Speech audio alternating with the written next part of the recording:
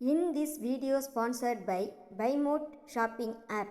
BuyMode e-shopping application is one of the best online shopping app. Now available on Play Store and App Store. BuyMode e-shopping. Click below link and install the application.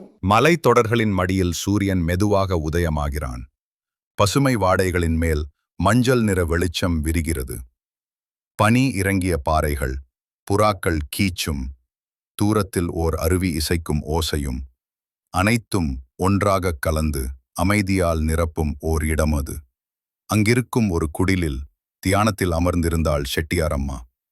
10 ஆண்டுகள் ஆகின்றன. பல ஆசிரமங்கள், பல நூல்கள், பல ஆசிரியர்கள்.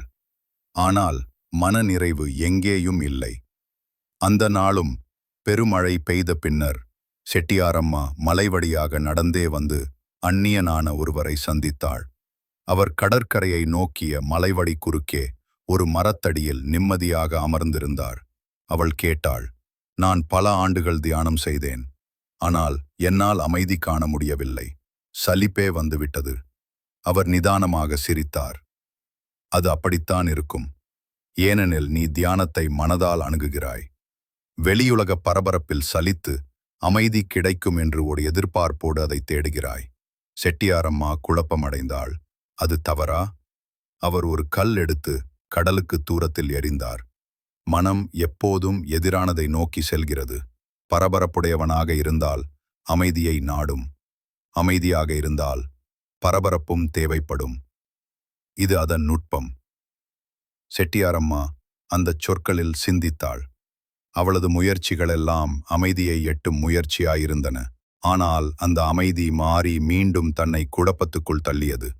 அவர் தொடர்ந்தார், தியானம் என்பது ஒரு எதிர்பார்ப்பு. அது எதிரை கறந்த நிலை. கோபக்காரன் இனி கோபிக்கக் கூடாது என்று நினைப்பதும், குடிகாரன் இனி குடிக்கக்கூடாது என்று உறுதி எடுப்பதும் இவை தியானம் அல்ல. நமக்கு பிடித்த மனக்கட்டமைப்பில் சிக்கிக் கொள்வதற்கு நம்மையே நாமே தூண்டுவது. செட்டியாரம்மா நிமிர்ந்து பார்த்தாள். அந்த நேரம் கடற்கரையை அடைந்திருந்தனர். கடற்கரை தூரத்தில் பரந்த நிலையில் மின்னிக் கொண்டிருந்தது. அலைகள் ஒரே இடத்தில்தான் வருகின்றன, ஒரே இடத்தில்தான் சென்று விடுகின்றன. ஆனால் ஒவ்வொரு அலைக்கும் ஒரு புதிய வாசல். அவர் கடலை நோக்கி காட்டி சொன்னார், ஓஷோவின் வார்த்தை, ப்ரொஃபவுண்ட்லி. அந்த அலைப்பாலை இரு. ஒன்று எதிர்க்காதே, ஒன்றைய நாடாதே. Short pass. மையத்தில் வெறுமனே இரு. கடல் வரட்டும் போகட்டும். நீ நதி போல் தாண்டி வாராமல், மழை போல் விழாமல், காற்று போல் ஊதாமல், வெறுமனே இரு. அந்த வார்த்தைகள் மலைக்கும் கடலுக்கும் இடையே பயணித்த சாயலின் நெஞ்சுக்குள் ஏதோ புரட்டியது. அடுத்த சில நாட்களில் அவள் தியானம் செய்யவில்லை. ஏதோ ஒன்றை அடையவும் இல்லை. அவள் வெறுமனே இருந்தாள். மனதிற்குள் இருந்த அவளது சலிப்பு கடலின் முன் ஒரு அமைதியாக மாறியது. எதையுமே எதிர்பார்க்காத அமைதி. தியானம் என்பது தூண்டப்படாத கவனத்துக்குள் உள்நுழைவது. மனிதன் எப்போதும் எதையாவது ஒன்று எதிர்பார்த்து வாழக்கூடியவன். ஆகவே தான் தியானத்தின் மூலம் கூட ஏதோ ஒன்றை எதிர்பார்க்கிறான்.